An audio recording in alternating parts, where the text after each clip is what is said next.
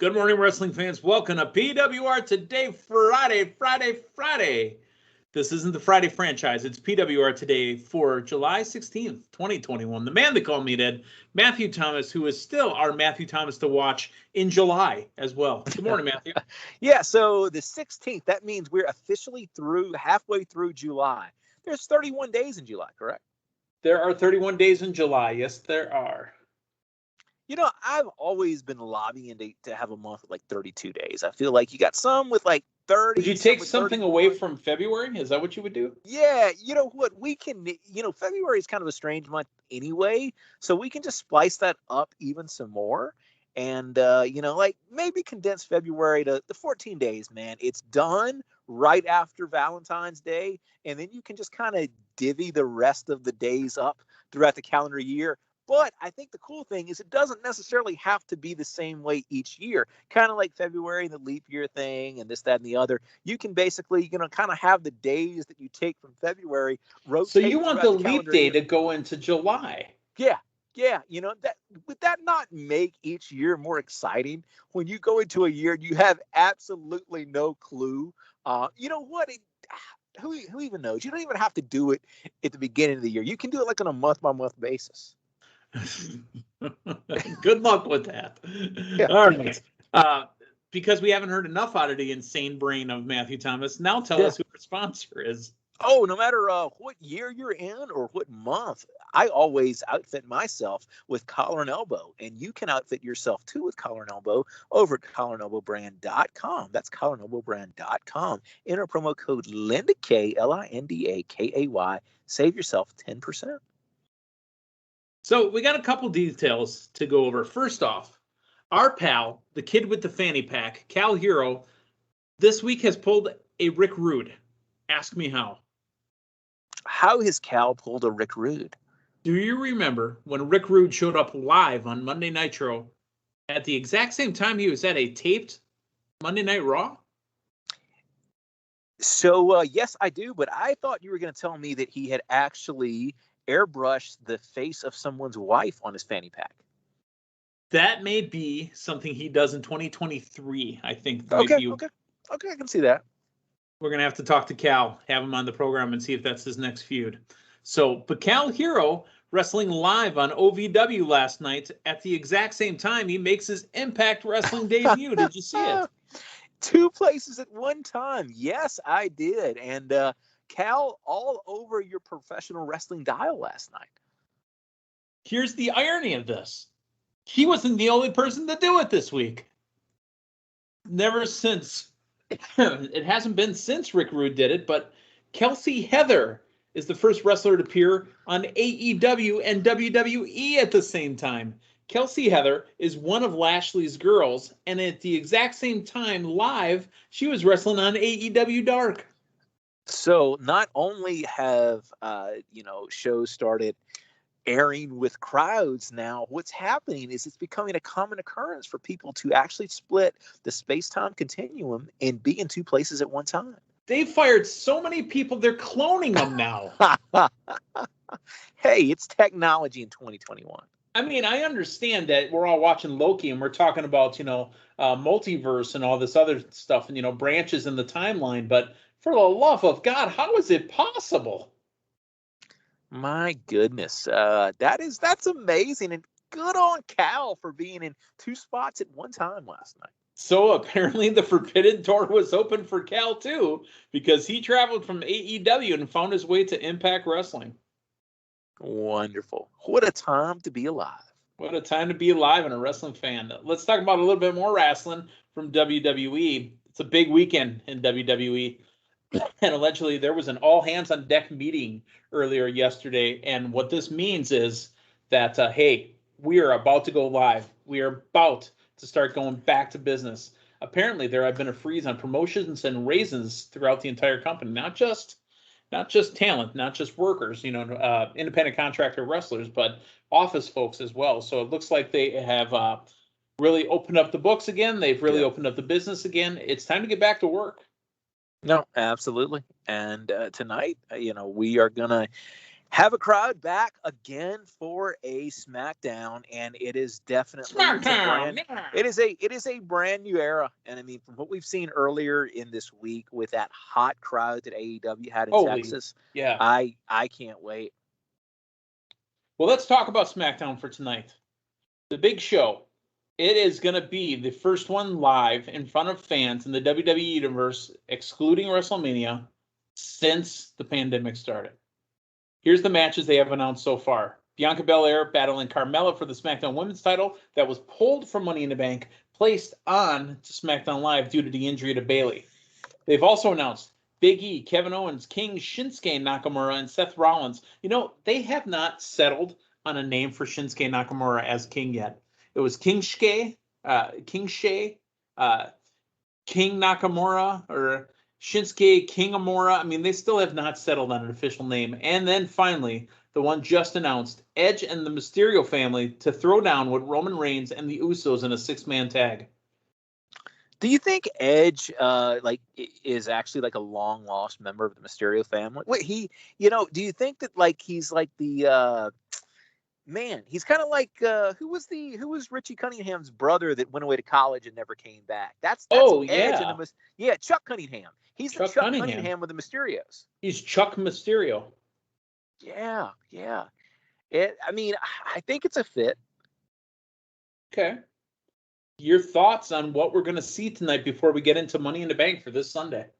It'll be fun. I mean, you've got a title match in there. You've got Edge wrestling live, which is huge. I mean, you're going back to a crowd of people that probably never thought they'd get to see Edge wrestle again. So that's going to be a big pop. Women's title match is going to be a big pop. I think everything they've announced so far is going to do the trick and hopefully really, continue to kind of fan that flame of that hot live audience. So we've got SmackDown. We've got it live in front of a crowd. We don't want to skip over this yet. Tomorrow night, Impact Wrestling has got Slammiversary on the air. Matthew Thomas, Kenny Omega, and now a no DQ match against Sami Callihan. Is this where Impact Wrestling gets their championship belt back? Probably not. Although I can make a case for Callihan winning the title here just because I don't know how effective the Omega reign has necessarily been on Impact. Contradicts you. However, here's the thing is I don't know that this Kenny Omega belt collector thing is going away until after he's had a run in front of live crowds. So I think Omega's retaining here. And that's where I lead to my contradiction. This is the first pillar to fall for the belt collector. The belt collector will lose the Impact Championship, and then he will lose it to Adam Page. Yeah. Hey, I can handle that, and I honestly, here's the thing. You're going into Impact's first live crowd since all this began. It's Slammiversary. It's their homecoming. Go into that live universe and do something for your brand, and have Callihan take it off. I mean, that's what I want to see. Do I think it's going to happen? Not necessarily. Okay. So Impact Wrestling, a lot of other great matches going on, available on Fight TV, FITE.TV. Matthew, I know you said you're going to be hitting that buy button. Yeah. For Slammiversary. We'll talk about it on Monday morning with Linda Kay. Possibly we bring Matthew Thomas in as well. We'll see how that works out. So let's talk about Sunday's Money in the Bank pay-per-view. Okay. First off, the main event, Edge is going to challenge Universal Champion Roman Reigns for the Universal Championship. Who do you got? Edge and Reigns. Man, it's a win-win for Team Nelson Mandela, but I see Reigns retaining here. Okay. WWE Champion Bobby Lashley one-on-one with Kofi Kingston. Now, there is talk, and I didn't want to even bring it up. We've already poo-pooed it before we went on the microphone, but now we're going to put this on tape. There is talk that Monday, a gentleman will be showing up to be challenging Bobby Lashley, even though Kofi Kingston has a shot at the title this Sunday. There is talk, folks, that Goldberg will be there on Raw Monday night, and that'll be Bobby Lashley's match for SummerSlam. Good in the aspect that it would be a big victory for Lashley. Bad in the aspect it feels like it's a consolation prize for Brock Lesnar. It doesn't feel like a match that anybody is clamoring for, that anybody really wants to see. Like I said, the positive thing is if that's what you're getting, most likely it's going to be a monumental victory to further establish your dominant champion, which is good, but there's got to be a way of doing that outside of Bill Goldberg. Goldberg, let's talk about his returns, okay? Let's talk about him showing up after WCW was bought, right? Matthew, were you watching at that time?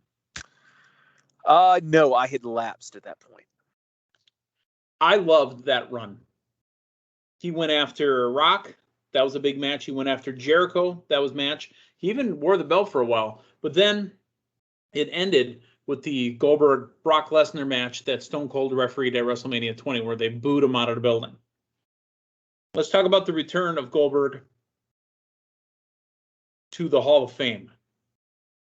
The return against Kevin Owens, which I saw that match because it was in Milwaukee, where he defeated Kevin Owens and then dropped it to Brock Lesnar right after.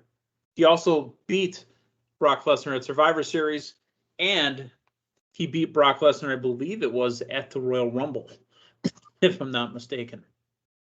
Then he came back and he beat The Fiend in Saudi Arabia for the belt, and then dropped it again. I got to ask, who's asking for Bill Goldberg? Not I. And every time he comes back, I just don't feel like that call in that fan base that wants to see it is there. The Bill Goldberg comebacks over the last handful of years to me has been the biggest piece of evidence of WWE management just completely being out of touch with what the average wrestling fan is looking for. Somebody thinks that we want to see him.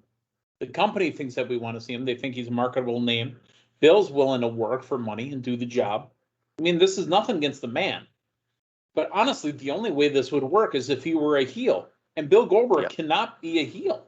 Yeah. It just won't work. And he's always thrust immediately into the title picture. Not only thrust, dude, he's not just thrust into the title picture. He literally walks in to a match. Yeah, that's what he does. He just shows up. He hasn't earned the title shot. Yeah. He hasn't been there competing. He walks in, title shot, huh? It's like it's like our good boy Frank the Cosentino walks in, where's catering? Oh, look, catering, there's some food. It's like the heavyweight championship title match is just laying on the table. Oh, can I have this? Thanks. So maybe this is what happens on Monday. Lashley's out doing his thing. Goldberg's music hits. Goldberg gets halfway to the ring. Then all of a sudden, Lesnar's music hits. Goldberg gets speared by Lesnar and then F5'd. And then you have Lesnar challenge Lashley. That's what's going to happen. One could dream. Let's continue on. Raw Women's Champions. Rhea Ripley is going to take on Charlotte Flair. I'm interested in seeing this match. Yeah, I could see this going either way. I think Rhea retains here most likely through some type of underhanded means to further progress this story. Okay, all right. I want Charlotte to win, but I don't disagree with you. The Raw Tag Team Champions, AJ Styles and Omos, take on the Viking Raiders. This was supposed to be for the Monday Raw following. However, because of the women's title match being pulled off the card, they slid this match up to the pay-per-view card. And you get AJ Styles and Omos as a tag team for appearance points. I do, and I think they're retained here because I think the team that ultimately takes it off of AJ and Omos is going to be RK Bro. I don't see them losing it here. Are you ready to talk Money in the Bank? Oh, let's go. Women or men first? Where do you want to go? Let's go women. Zelina Vega, Asuka, Naomi, Alexa Bliss, Nikki Ash, Liv Tyler, Natalya, and word is Tamina is the final participant in the Money in the Bank. This is hard to call. I'm actually going to go back to Asuka because I know Asuka won it back to back. Yeah, but we did not have the story of her cashing in. We had the story of her winning the title. We never. You know what story we had is Meathead scored so many points off of that he won the damn draft. Yeah, he did. But I would like to see Zelina Vega here. I really would. But the problem with that is I just don't think she has been established enough as an actual competitor to actually pick up the win here. I'm gonna go kind of safe and say Asuka here. I am ready to pull one out of the hat. Are you ready? Yeah. Liv Tyler. Ah. Liv Morgan. Did I say Liv Tyler? You did. Liv Morgan. I think they kept Liv Morgan. They dropped Ruby Riott. They've been giving Liv Morgan the story about how she's beating everybody that Sonya Deville has been putting in the match. Finally put her in the match. It's Liv Morgan's turn. I don't dislike that. Okay. That's your women's side. Here's the men. Kevin Owens, Drew McIntyre, Matt Riddle, Ricochet, John Morrison, Big E, Shinsuke, Seth Rollins. Okay. You want my prediction? Go. You know my prediction. What I called on the PWR draft, what I've been saying for months, this is Matt Riddle. That's your Matthew to watch in 2021? That Matt Riddle's my Matthew to watch in 2021 and the Money in the Bank. We're going to have some amazing work between Ricochet and John Morrison. Those matches they gave us on Raw the last few weeks have been phenomenal. And no pun intended. Let me tell you this. Prior to their series of matches, I unfortunately, and this is no disrespect to either one of them, but the way that they have been booked, I thought they were afterthoughts going into this match. They have honestly made a case in the matches in the last few weeks where I don't think it's going to happen, but it would not, it would not blow my mind if either one of these guys won. The winner of the 2021 Money in the Bank, Drew McIntyre. Dude, he's got a feud with a sword and a motorcycle and stuff. He's got his hands full. Right, but when he gets drafted over to SmackDown and finally takes on the Tribal Chief. Hey, let me ask you this. If he wins it, is that where he puts his sword? Does he make his sword in like one of those little compression things where he can fold it and he just carries it in the briefcase? There's not a man alive, you, me, or any other man that wants a bent sword. I think there's actually a name for that. Didn't we see commercials for that during Impact a bunch of times? Yeah, no, they used to advertise that quite different treatment options and whatnot. Matthew Thomas, this Sunday, it's Money in the Bank. I'm excited. And follow us on Twitter at PWR Draft 2021. We will have point updates. We will have match updates. And we will be tweeting along with the show. Hashtag PWR Draft. Matthew, are you excited? Are you ready for the pay-per-view this Sunday? Oh, I can't wait. I mean, it's a big wrestling weekend. We've got live Smackdown tonight. We've got Slammiversary tomorrow night. We've got Money in the Bank on Sunday. You're going to have 3 consecutive nights where you can tune in and see live wrestling fans. And we'll see if Cal can show up on 5 shows next week. Oh, why not? I mean, shoot for the moon. Shoot for the moon. Hey, the rate he's going, man, he might be on WCW Saturday night next week. Oh, down.